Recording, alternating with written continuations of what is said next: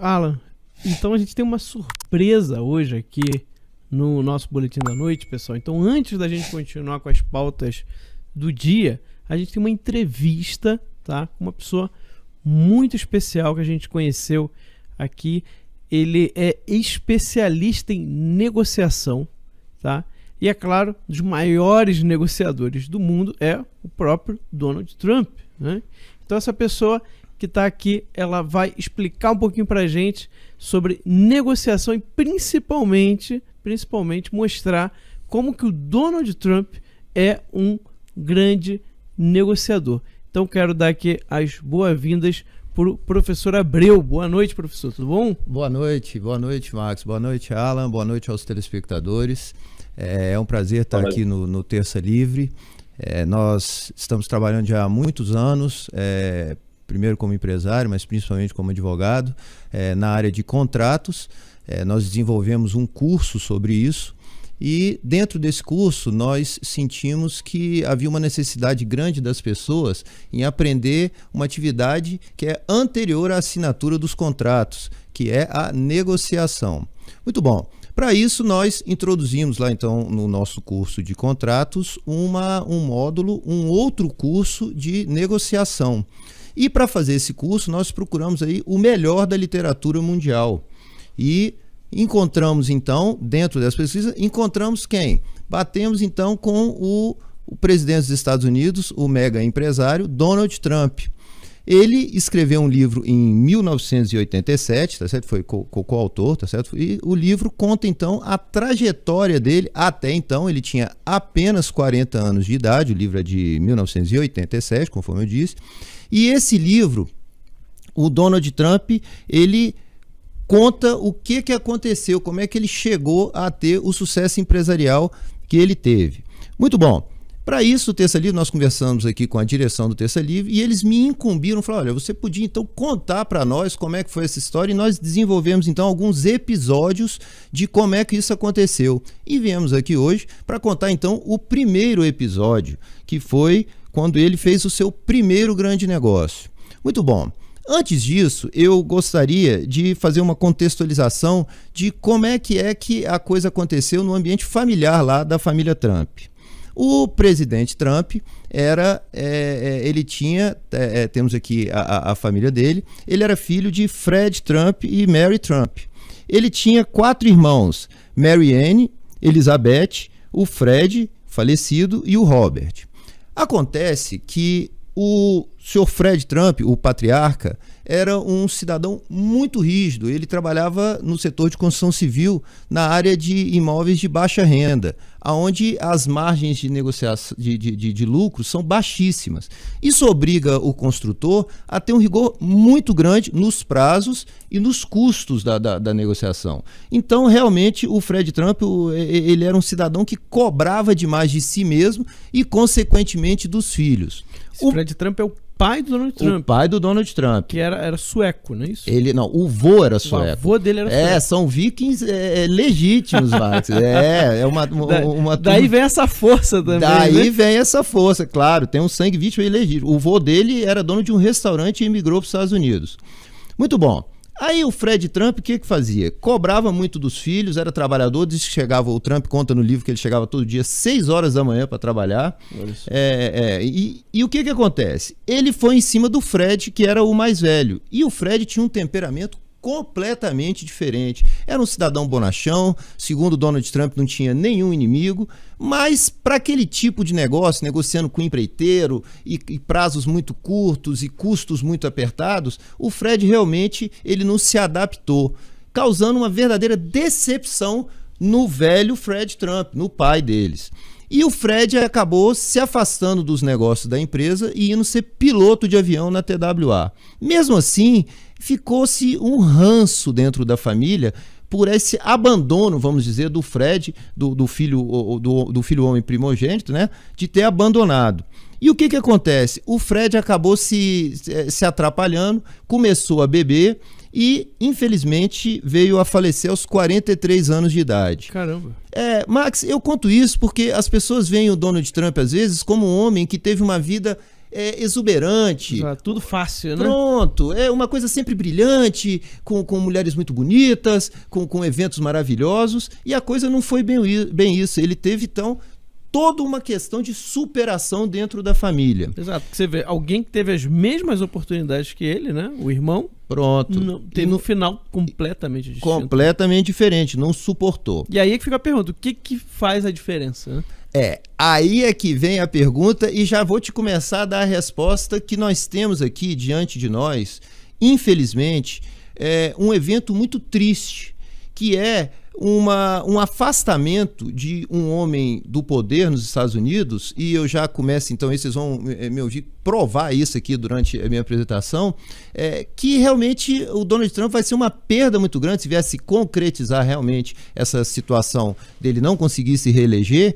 Os Estados Unidos vão perder demais, eu não tenho dúvida que os americanos vão chorar, porque realmente é uma questão comprovada. Donald Trump, ele é um homem que entregou o que prometeu. Em 1996, ele tinha como mote de campanha Make the America Great Again. Então, fazer uma América grande novamente. E ele fez. No final de 2019, Donald Trump estava com o país com 3% de desemprego, que é considerado pleno emprego. Ora, os Estados Unidos são a terceira maior população da Terra. Então nós tínhamos um homem que durante toda essa confusão, dessa concorrência aí, principalmente com a China, que a gente nunca sabe direito o que está acontecendo, já que é um sistema absolutista, e o Donald Trump conseguiu com tudo isso, abaixou impostos, peitou a questão das questões comerciais, e ele entregou o país em 2019 nessas condições. Estava assim. Eu não tenho a menor dúvida que ele seria reeleito com muita facilidade. Ocorre, Max, que houve um evento, a história se repetiu. O que aconteceu? Um evento natural, dessa feita, um evento chamado Covid-19. E Donald Trump, ele não perdeu para Joe Biden, se é que isso vai acontecer, se isso realmente vier a se consolidar essa situação, nós temos que ter muito claro que Joe Biden jamais ganharia de Donald Trump. Podia fazer fila de democrata que eles jamais conseguiriam bater um homem que estava com pleno emprego no país, que entregou o que prometeu. Acontece que, assim como Napoleão Bonaparte e assim como Adolf Hitler, que também não foram derrotados pelos seus oponentes diretos, eles foram derrotados pelo inverno russo, Donald Trump também, se for derrotado, vai ser derrotado pelo Covid-19. Por quê? Gente, nós estamos diante nós que estamos vivendo esse momento, é até uma era muito importante na raça humana, é o maior problema que já existiu na raça humana, é o Covid-19.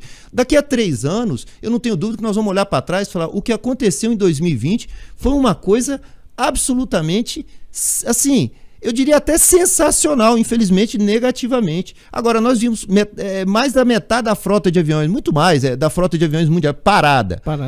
O comércio inteiro do mundo parado, Max. E algo que nunca aconteceu antes, né? Nunca nessa dimensão, nunca. Nós tivemos a peste negra lá no século XVIII, que matou 1/3 da população europeia, mas ele foi setorizado. O Covid-19 não, ele pegou todo mundo.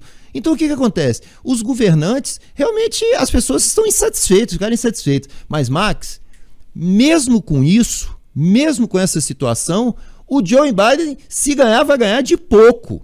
O que prova que existem 70 milhões de americanos, um pouco mais de 70, que ainda estão com a cabeça no lugar. Fala, pera um pouquinho, nós vamos tirar esse Donald Trump? Nós vamos retirar esse cara? E aí, então, vamos voltar então para o nosso episódio número 1, porque desenvolvemos alguns episódios, tá certo? Sobre a vida empresarial, a questão da negociação do Donald Trump, e vamos contamos da família, e vamos contar então como é que acontecia, então, como é que ele começou. O Donald Trump, ele, na época da faculdade, enquanto os colegas liam histórias em quadrinhos e o caderno esportivo dos jornais, ele lia a lista de hipotecas do sistema de habitação americano, lá do mercado de habitações americano. Por quê? Ele ficava procurando oportunidades. E nessa época, ele achou uma questão muito interessante. Ele achou lá em Cincinnati, no estado de Ohio, ele achou um empreendimento chamado Swifton Village, que era um condomínio com 1.200 apartamentos. Esses 1.200 apartamentos, o construtor faliu, não conseguiu pagar a hipoteca e o governo estava com problema, porque 800 dos 1.200 apartamentos estavam vagos. Isso era um problema, a coisa estava se deteriorando. Ele convenceu o Fred Trump, o pai durão, e foi lá e conseguiu que ele fizesse uma proposta. Veja bem, eles fizeram uma proposta de 6 milhões de dólares, que era mais ou menos a metade do valor que custou para fazer os apartamentos. Os apartamentos estavam prontos. Muito bem. O sistema de habitação lá estava desesperado para se livrar do pepino, aprovaram a proposta e entregaram então para eles. Eles conseguiram uma hipoteca, tá certo, para tocar o negócio, e ele partiu lá para dentro. Muito bom. Eles então o que fizeram? Deram uma arrumada. O Donald Trump é outra característica, ele é obcecado por limpeza, ele gosta de tudo muito arrumado, os empreendimentos deles são impecáveis, ele é reconhecido por isso.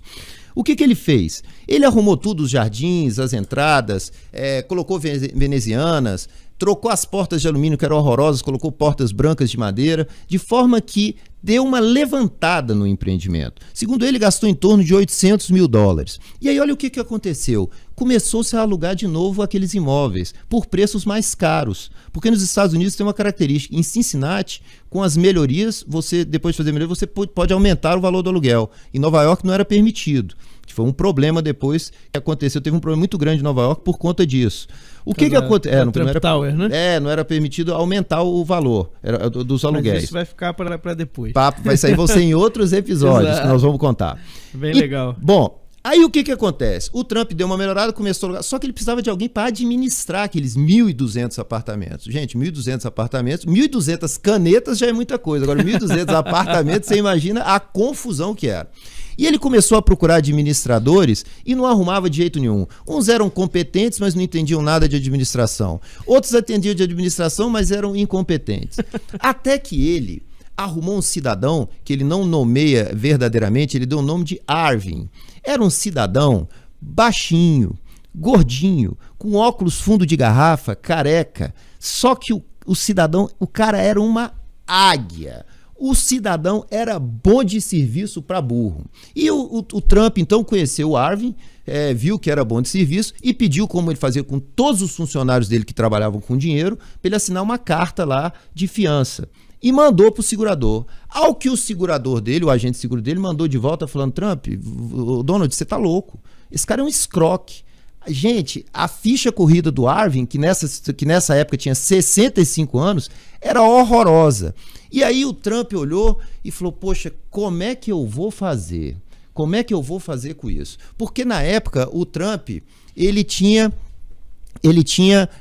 uma característica. Ele achava que se pegasse alguém roubando, se tivesse alguma ilegalidade, ele imediatamente tinha que tomar uma posição. Nós trouxemos até a frase exata, PH, aquela segunda, por favor. Então o que acontece? O Trump dizia o seguinte: minha filosofia sempre foi a de que, se pegarmos alguém roubando, temos que ir atrás, mesmo que isso custe 10 vezes mais que a coisa roubava. O roubo é inadmissível. Agora, é interessante essa frase aí, porque só para fazer uma relação com exatamente o que está acontecendo agora. Exatamente, Max. Só que isso tem 33 anos. Que o Trump falou isso aí, né? Ele tinha 40 anos, hoje ele tem 74 anos de idade. O que acontece? Você vê que a postura dele não mudou. O Trump está se sentindo injustiçado e ele está brigando. As pessoas falam: o Trump é implicante, está arranhentando. Não. Ele já dizia isso quando ele tinha 40 anos. Ele não mudou nada. Ele não admite esse tipo de coisa. Muito bom. Então, voltando lá ao nosso negócio de Cincinnati, ele estava lá com o Arvin, deu uma dura, falou: Arvin, o negócio comigo é diferente. Se você se comportar mal, infelizmente o seu passado não é legal, mas se você se comportar mal, nós vamos ter que tomar uma providência. Aí eles fizeram fizeram propagandas que não era comum em Cincinnati, tá aí a propaganda da época, nós trouxemos pra vocês verem, tá lá. Que maneiro. Olha só, uma coisa bem antiga, né? Bem anos 80 mesmo. Bem anos 80. Bem anos 80. Olha lá o valor. Esse Arvin aí, pelo que você tá falando, era um cara meio pilantra, né? O Arvin, ele não era flor que se cheire. Mas o Trump viu que ele tinha um talento. O problema é que ele resolvia. E olha só, Max, o Trump ainda fala que o Arvin trabalhava poucas horas. Só que ele falou que nas poucas horas que trabalhava, ele era extremamente extremamente eficaz. E aí o Trump trouxe outra máxima que eu gostaria de trazer para vocês, esse é o motivo. Ele diz o seguinte: o importante não é a quantidade de horas que trabalhamos, mas sim o que conseguimos fazer enquanto trabalhamos. Tá aí, aí você começa a ver o motivo do sucesso. O Trump aprendeu isso então com o Arvin, que era, entre aspas, um pilantra, mas ele foi tocando. Aí o Trump conta uma história engraçadíssima, que é o seguinte: o Arvin, ele tinha uma característica. Quando o cidadão estava inadimplente e não pagava de jeito nenhum, ele ia sozinho, ia lá e batia na porta do sujeito. E o Trump falava que a metodologia de trabalho era a seguinte: no que o cidadão abria a porta, diz que ele ficava vermelho igual um pimentão e partia para falar todos os palavrões que ele sabia. Você é um fuleiro, sem vergonha, picareta, vagabundo, que não paga o aluguel, eu vou acabar com a sua raça. Falou que as pessoas ficavam tão apavoradas com aquele homem pequenininho, com óculos fundo de garrafa, careca, um senhor. O pessoal ficava assustado. Falei, meu Jesus, o que tá acontecendo com esse cara? E aí acabava que as pessoas pagavam. Acontece que o Trump conta que em um determinado dia o Arvin bateu numa porta. Só que quem abriu a porta da casa foi uma menininha de 10 anos de idade. Mas o Arvin com ele não tinha esse negócio. Ele aplicou o seu método de trabalho e partiu para esculhambar a menina. Você avisa pro seu pai que ele é um bandido safado, um ladrão sem vergonha que não paga o aluguel. A menininha se apavorou e correu lá para dentro. Quem é que veio? O pai? Não, a mãe. Só que, Max, na hora que ela chegou, o Arvin olhou, a mulher era simplesmente maravilhosa. E aí, o Arvin, que segundo Donald Trump tinha um fraco por mulheres, qualquer mulher, segundo Donald Trump, quando viu aquele monumento, imediatamente transformou a sua metodologia e partiu para cantar a mulher que estava lá, a inadimplente. E foi tal, e convidando a mulher então para poder jantar com ele. Ao que ela olhou para ele, e segundo o Trump, era um condomínio de classe média, então as pessoas desciam do Kentucky, falou que eram famílias enormes, as pessoas de baixa renda. A mulher devia ser mulher de algum funcionário, da construção civil ou de algum caminhoneiro, e ela convenceu o Arvin, falou, deixa disso, nós vamos pagar o aluguel, eu não vou jantar com você, eu sou muito bem casada, deixa disso, por favor, vai embora, nós vamos acertar. E o Arvin acabou que foi embora e foi lá pro Trump. Ele estava no escritório dele, com o Donald Trump, passado 1 hora desse evento, quando de repente adentra o escritório um homem de quase 2 metros de altura, um monstro de um homem. Cadê aquele vagabundo, aquele pilantra que xingou, falou um monte de palavrão na frente da minha filha de 10 anos e cantou a minha mulher? Cara, o Donald Trump ficou apavorado, falou, bom, agora o Arvin vai fazer o que qualquer homem faria no lugar dele, vai pular a janela e vai sair correndo, né, porque o cara vai matar ele. Mas o Trump contou que o Arvin fez ao contrário. Disse que levantou e falou, meu amigo, você cala a sua boca, seu picareta, porque é o seguinte, eu acabo com a sua raça.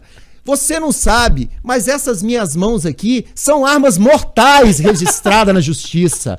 E fez umas ameaças. E aí disse que o grandalhão ficou olhando. Então vamos lá pra fora que eu vou te quebrar. Ele falou, meu amigo, eu teria imenso prazer em lhe destruir. Porém, brigar é contra a lei e eu não posso fazer isso. De forma que o senhor se retire do meu escritório que o senhor está inadimplente. Diz que o grandalhão ficou tão apavorado que ele acabou indo embora. E o Donald Trump, então, ficou olhando aquilo ali e falou, e aprendeu e colocou mais uma máxima no livro. Vamos lá, PH, e diz o seguinte, que tem tudo a ver de novo, Max, com a do Nano.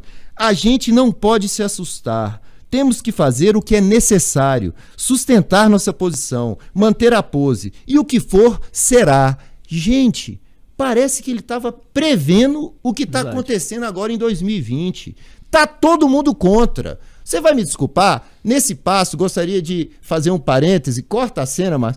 gente, esse negócio de outros chefes de Estado partirem para cumprimentar o Joe Biden antes de ser referendado um pleito que está sob júdice, isso aí, na minha opinião, é uma medalha que o Donald Trump está ganhando, né? Porque a Angela Merkel deve ter ligado para o Macron e falou, nós temos que nos livrar de qualquer jeito desse demônio, desse Donald Trump, porque eles não querem lidar com ele mais, porque o cidadão realmente é um dos melhores negociadores que já existiram. Não há, eu vou comprovar aqui nesses episódios, hoje eu estou contando o primeiro, nós vamos voltar outras vezes, mas vocês vão ver que realmente é impressionante o que esse cidadão fez. Muito bom.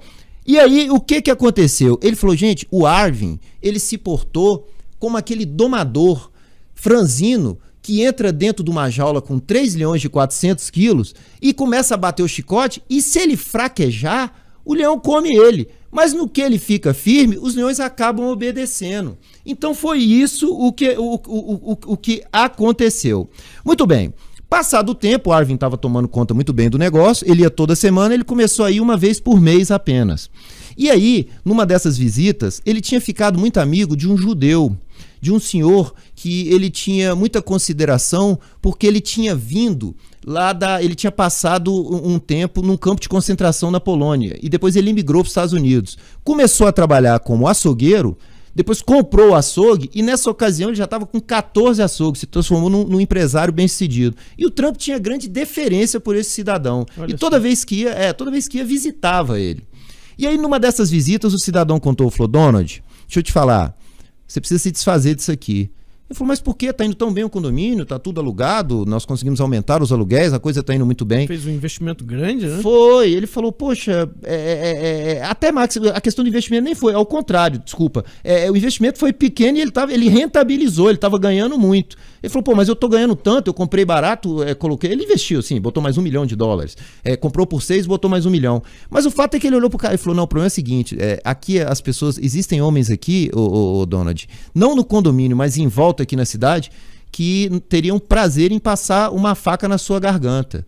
Aí o Donald olhou para ele assustado e falou, são homens que gostam de degolar. Ele falou com essas palavras no livro. Aí o Donald olhou e e nesse momento, Donald colocou outra máxima no livro para os nossos telespectadores que querem aprender a negociar, é realmente muito interessante. Ele disse, bem, sou o tipo da pessoa que dá atenção às pessoas que respeita e sei ouvir. Não se trata de marketing, mas de intuição. Olha, então, só que interessante isso aí. Ele realmente olhou aquilo lá, viu um cidadão muito sofrido, que deu a volta por cima, se transformou, sofreu demais, passou por campo de concentração, superou tudo aquilo, ouviu esse conselho e aí conversou com o pai dele, falou, olha, vou botar à venda. E colocou, então, o Swifton Village à venda. Rapidamente apareceu um comprador, que era da Prudent Real Estate Investment Trust, que é tipo um fundo imobiliário de hoje em dia. E o que acontece? Apareceu, o Trump falou, olha, eu vou vender, pediu lá $12 milhões, ele tinha colocado 6, mais um para reformar 7, então ele estaria ganhando $5 milhões. É um lucro fabuloso, né, Marcos? Muito bem, fora o que ele já tinha recebido de aluguel, então realmente é uma situação fabulosa. Muito bem, o que acontece? Ele então marcou e o pessoal lá do fundo imobiliário então combinou com uma pessoa para poder vir averiguar, ver a situação do empreendimento. Ele mandou documentação, tudo bem. E o cidadão ligou para ele e falou, olha, eu vou ir, mas eu queria o seguinte, senhor Donald, eu queria que o senhor marcasse um almoço, uma reserva lá num restaurante aí de Cincinnati. À época, existia um restaurante em Cincinnati que estava entre os 5 melhores dos Estados Unidos, chamava-se Maisonette. E era um restaurante muito badalado, cheio de gente muito bonita, evidentemente a comida maravilhosa, uns drinks todos elaborados. E aí o cidadão, o Trump notou que o cara estava louco para ir nesse Maisonette. Ele falou, claro, eu faço isso. Mas o Trump, lembrando de como é que ele foi criado, ele falou, poxa, mas o cidadão vai vir aqui, vai voltar de tarde, ele só vai ter um dia para ver o empreendimento e ele vai querer almoçar. E ele lembrou da história do pai, falou, meu pai e eu, quando a gente ia ver um empreendimento, eu ficaria a tarde inteira no mínimo, ficaria até mais uns 2 dias averiguando tudo, olhando todas as instalações do empreendimento, mas não aconteceu isso. O voo atrasou, Max, e o que aconteceu? Ele já foi buscar o cara 12:30, chegou lá no empreendimento, era 12:30, falou que o cidadão sentou, deu uma olhada, era um empreendimento de classe média, nada muito glamuroso. De forma que o cidadão não se animou a dar uma volta por ali. Apenas olhou a papelada, viu que estava tudo alugado, 100% do empreendimento estava alugado, e ele se deu por contente e falou, vamos almoçar. O Donald Trump olhou aquilo e falou, vamos. E ficaram 3 horas almoçando. E o Donald Trump olhando aquilo ali, falando, que coisa mais esquisita. De forma que o sujeito almoçou, ficou muito feliz, agora vamos para o aeroporto. E ele deixou o cidadão no aeroporto, o cara voltou para Nova York com a barriga cheia, depois de ter badalado lá no restaurante, visto as pessoas. E o que acontece? Deu a sua aprovação para que o fundo comprasse o empreendimento. Então, foi aprovada a compra de 12 milhões. Acontece que nessa época já haviam vários contratos que estavam vencendo e os inquilinos não estavam querendo renovar. E o Donald Trump sabia disso. E aí o que ele fez? Atenção para vocês aí que estão fazendo contratos, contratualistas, que estão negociando. Ele colocou uma cláusula que todos os acordos teriam validade a partir da assinatura daquele contrato preliminar, porque eles iam assinar um compromisso de compra e venda imediatamente. Falou, não, então vai valer o que está agora, quando todos os empreendimentos estavam alugados. E mais, ele colocou uma cláusula também que garantia a aquisição. E caso não fosse cumprido, haveria uma pesada multa, que no direito nós chamamos de cláusula penal, onde se estabelece uma multa antecipadamente. Naquela época, o tradicional era 10%, mas ele deve ter colocado uma multa de 50% para impedir que o cidadão desistisse de comprar. E, de fato, o negócio foi feito. Ele conta que 90 dias depois, quando assinaram o contrato definitivo, já haviam 12 apartamentos vagos, mas estava amarrado o valor lá atrás no primeiro contrato. Dessa forma, ele fez seu primeiro grande negócio, ganhou seus 5 milhões de dólares, mais os aluguéis que havia recebido, evidentemente debitados aí da hipoteca, dos valores que ele tinha pago, mas ele fez o seu primeiro grande negócio. Dessa forma, então, Max, nós terminamos aqui o nosso primeiro episódio. É isso aí, muito bom. Tá certo? Muito interessante. E demonstramos que o homem, nessa época ele tinha 30 e poucos anos de idade, Max. Ele tinha 33, 34 anos de idade. 5 milhões de dólares em 1985 era dinheiro pra burro. Era dinheiro pra burro. Então, é um homem realmente excepcional, ok? Perfeito. E o senhor tem um curso sobre que ensina a negociar. Isso, nós temos aí, para os telespectadores, está lá no endereço aprendanegociar.com, nós temos o nosso curso de negociação. Realmente uma coisa muito importante, o curso ficou muito bom, tem uma parte teórica, tem uma outra parte prática, vocês vão me ver desempenhando papéis, nós elaboramos então uma negociação verdadeira com fatos que não são reais, mas são fatos comprovados. Na época vocês vão ver uma negociação como se fosse de verdade, não é uma ficção absoluta, existe lá uma questão toda que vocês vão ver que tem uma solidez na negociação, e eu acho que tem uma parte teórica que nós abrangemos o que tem de melhor, os princípios de Harvard, os princípios de Dolan, de Kevin Dolan, de Kevin Kennedy, que são os melhores negociadores, né? Os que escreveram a melhor literatura nesse sentido. E eu acho que realmente é uma coisa que as pessoas... Gente, nós negociamos o tempo todo. Exato. Agora, eu não poderia deixar de terminar a minha fala dizendo que os americanos vão chorar. A perda... Vocês vão ver daqui a algumas semanas, como nós vamos continuando apresentando, a perda desse homem chamado Donald Trump é realmente um motivo de choro, eu não tenho dúvida. Eles não estão sabendo o que estão fazendo. Estão tristes, estão revoltados por conta do Covid e estão entrando nesse buraco. Mas ainda tem um bom caminho, né? De repente. Agora vai depender muito da corte, né? Da Suprema Corte, né, Alan? E a quantidade de fraude está só aumentando, né? Então, Max, é isso que eu ia falar. Se, né, o Donald Trump não conseguir reverter esse quadro, né? Porque ele ainda nem sequer começou, né? Só para lembrar o pessoal que está nos assistindo, as ações, por exemplo, da doutora Sidney Powell não podem ser configuradas como uma ação do corpo jurídico do Donald Trump. É apenas uma ação isolada de uma advogada que estrategicamente ele estava acompanhando a equipe jurídica do presidente Donald Trump e que está ingressando com ações pessoais, de investigações pessoais que ela tem feito, inclusive com relação a Domínio e a Smartmatic. O Donald Trump pode ir simplesmente por uma outra via, Max, né? Ele pode, como o próprio professor falou, né, que o Donald Trump é um bom negociador, ele pode ir por uma outra via que é muito mais simples. Votos depois acho que é das 9 ou 8 horas da noite, eu esqueci agora, 7, eu não lembro agora o horário de cabeça, mas votos após o horário X do dia 3 de novembro podem ser validados, podem ser contabilizados. Essa decisão do Donald Trump, ela sozinha pode ser levada para a Suprema Corte e o Trump não perde as eleições. Fora tantas outras, né? O Paulo Figueiredo fez um vídeo específico sobre todas as possibilidades. O Paulo Figueiredo também, que foi sócio do Trump, né? Ele mencionou uma lista de possibilidades que o Donald Trump pode reverter esse quadro. Vai ser fácil? Não sabemos, né? Não sabemos se vai ser algo muito prático de ser resolvido, porque nós estamos vendo quem está o que está em jogo aqui e quem está de cada lado. Né? Nós estamos vendo que eu estou acompanhando, inclusive, mídias conservadoras, Marcos, que já estão dando para trás e dizendo assim, não, o Trump não está reconhecendo a vitória do Biden. Muito triste isso, mas a Epoch Times permanece de pé, firme ali, trazendo várias fraudes e mostrando que aqueles 6 estados, que nós já mencionamos aqui ad nauseam, né, estão em suspensão. E o Donald Trump acabou de retweetar uma decisão que nós já comentamos aqui no Terça Livre, que a juíza impediu, não, você vai dar essa notícia daqui a pouquinho, né, Max? Mas a juíza impediu o estado da Pensilvânia de certificar o estado como uma vitória para o Biden. Então tem muita água ainda para passar por debaixo dessa ponte e, como eu disse, né, vão chorar se perderem a oportunidade de poder reverter essa fraude. É isso aí. Claro. Bem, então eu quero agradecer muito aqui a presença do professor José Roberto, né, de Abreu.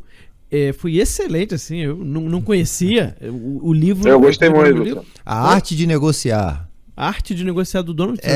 O PH tem uma imagem do livro. Inclusive, nossa, já ia me esquecendo, Max.